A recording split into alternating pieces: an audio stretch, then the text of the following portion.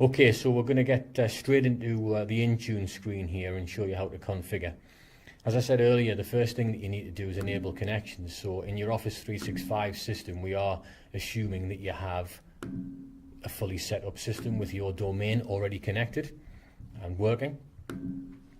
Once that's done, you will need to set Intune to be your mobile device management authority.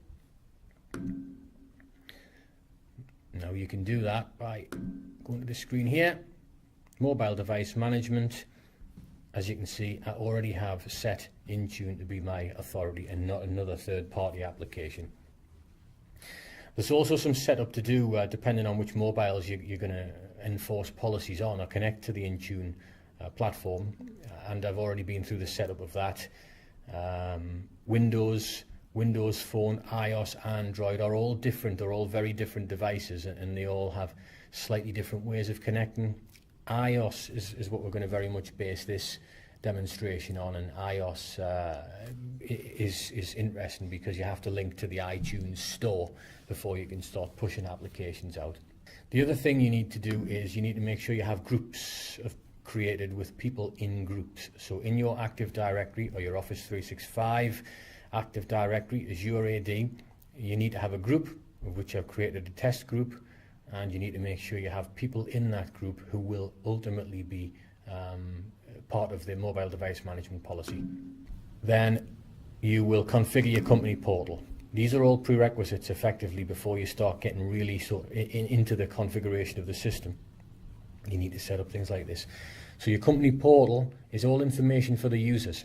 When you see the device, you'll see all of this information is pushed, so you'll have a company portal on your phone with all of this information included.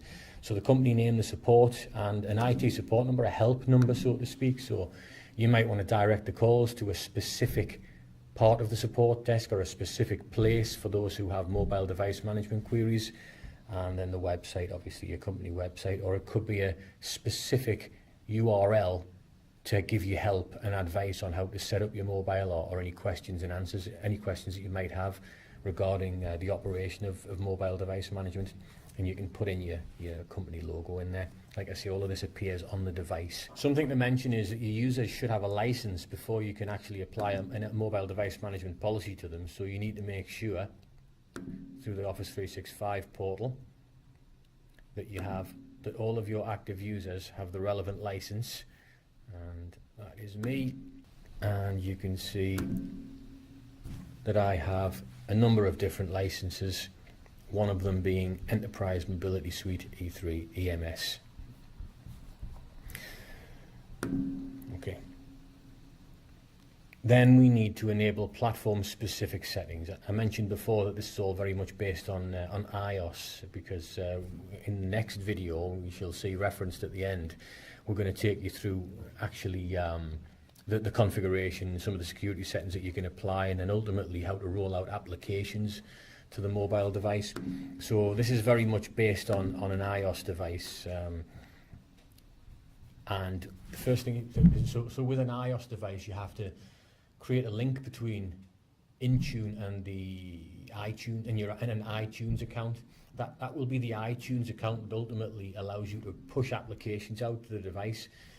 Also, it allows you to control the spend. So if you're buying apps and if you're making an application available to all of your users and it's a paid for app, it will be paid for using this particular iTunes account that you link. So this is the mechanism ultimately for Intune pulling apps from iTunes and pushing back out to the device. It's quite a simple process. It's all through a wizard. You export a certificate, you go into iTunes and you import that certificate. All of the links to do this are here. iTunes will give you a specific APN certificate that you have to send back to Microsoft Intune. Yes, we recognize who you are, we accept it, we authorize you to access our iTunes account, and you upload that certificate again back into Intune, and that's it. You've created the link. So you're probably better off creating a specific or a generic corporate account that you can then monitor, and all of those hundreds, thousands, however many devices you have out there will all ultimately link to the store using that particular iTunes account.